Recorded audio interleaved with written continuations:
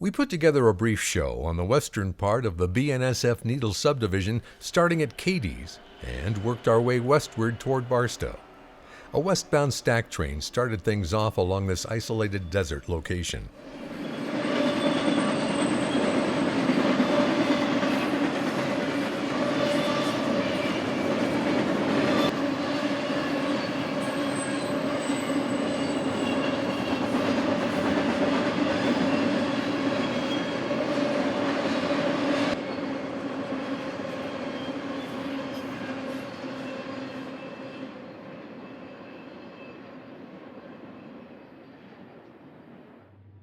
The Arizona and California Railroad handles interchange trains with BNSF in Cadiz.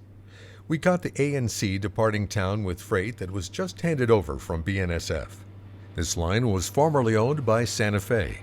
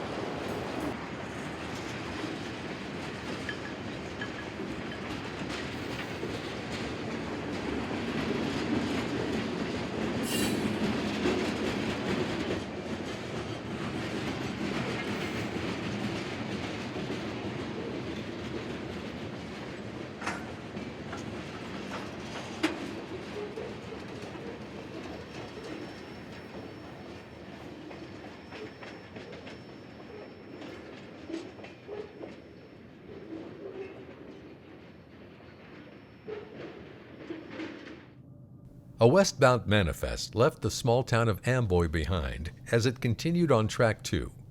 6 units were needed to keep the heavy train moving as the long climb to the crest of Ash Hill began here. Amboy sits at an elevation of 620 feet. Route 66 either follows alongside the tracks or at a relatively close distance, making it a favorite road for rail fans. Gone are the days of cross-country travelers on America's Mother Road.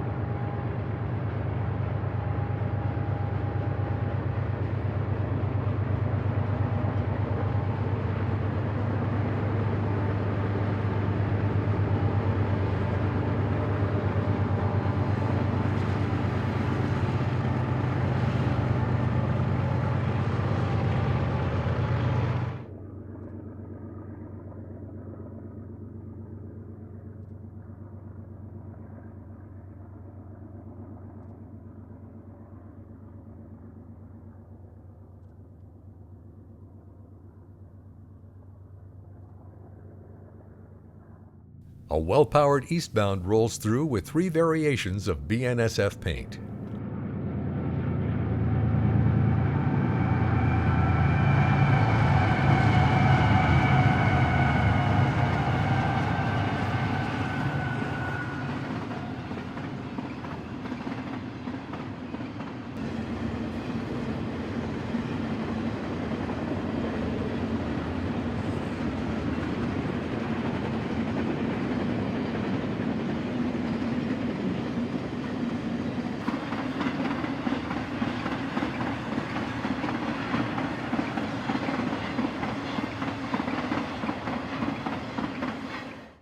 Not far behind was an eastbound stack train with a pair of engines on both ends.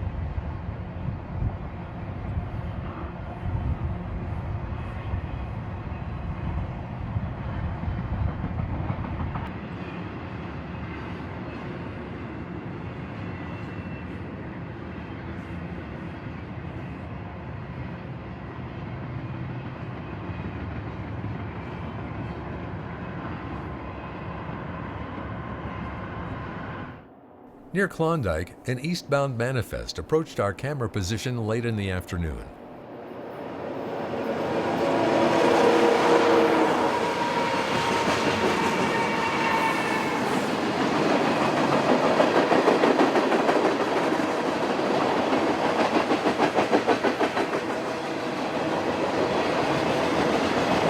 Both tracks were routed in slightly different areas here. This was done when the second track was constructed. It followed a different alignment to ease the grade for westbound movements.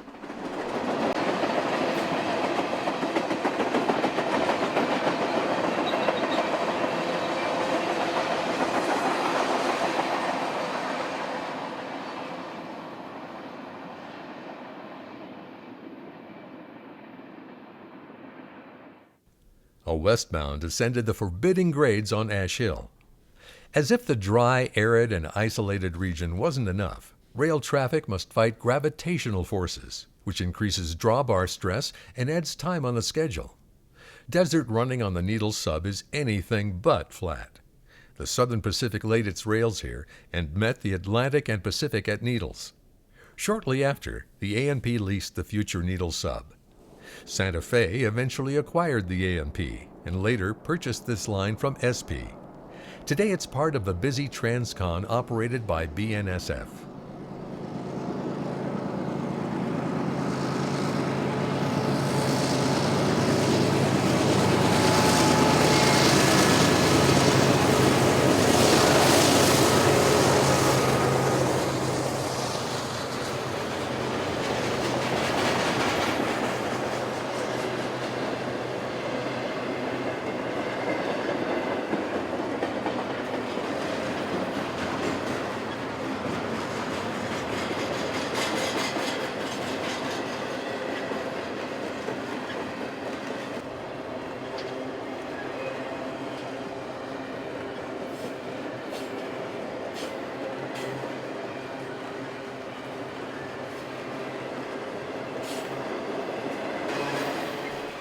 A pair of live helpers were shoving on the rear to assist the heavy westbound up and over Ash Hill.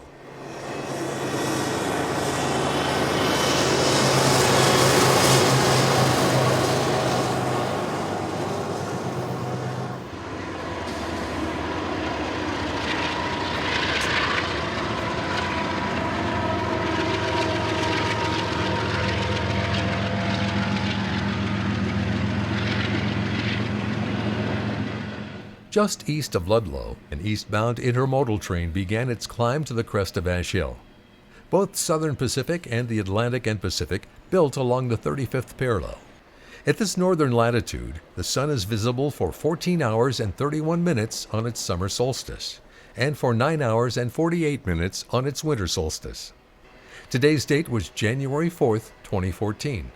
The cool winter day and great sun angles were only offset by shorter daylight hours.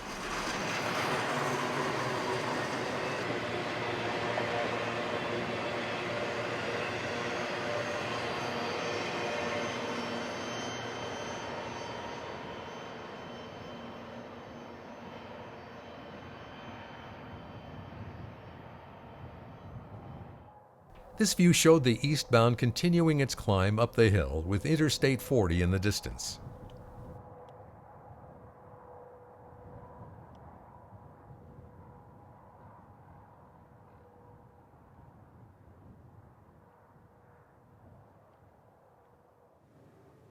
A westbound streaked across the desert just east of East Pisgah. The date was May 22, 2014. Summer monsoons came early that year as thunderhead clouds were building up all around. Even though the desert is usually dry, thunderstorm activity can pose a major problem, with flash flooding being a concern to both motorists and railroad crews alike.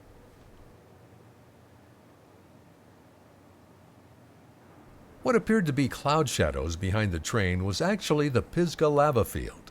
This lava was deposited here nearly 25,000 years ago, which was fairly recent from a geological perspective.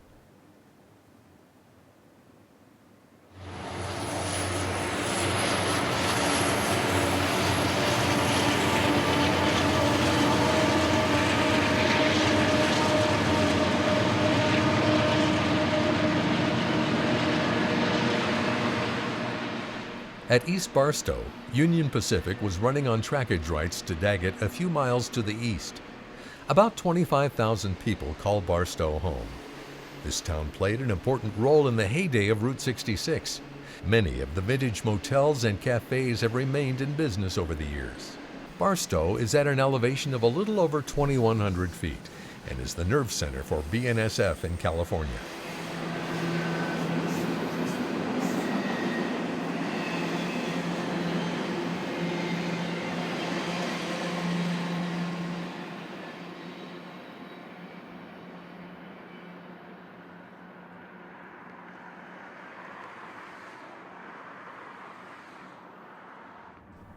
As seen from Bee Hill, another eastbound UP train passed Barstow. This train had a long way to go, as North Platte, Nebraska was its destination.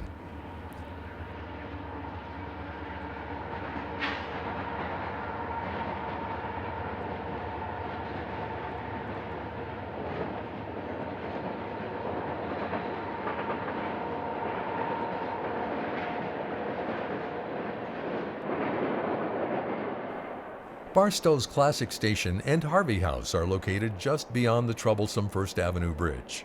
Plans are in the works to replace the triple-span bridge soon, as it's considered to be in poor condition. Fortunately, the station has a more promising future. This will conclude our look at the western part of the Needle Sub from Cadiz to Barstow. Thanks for joining us.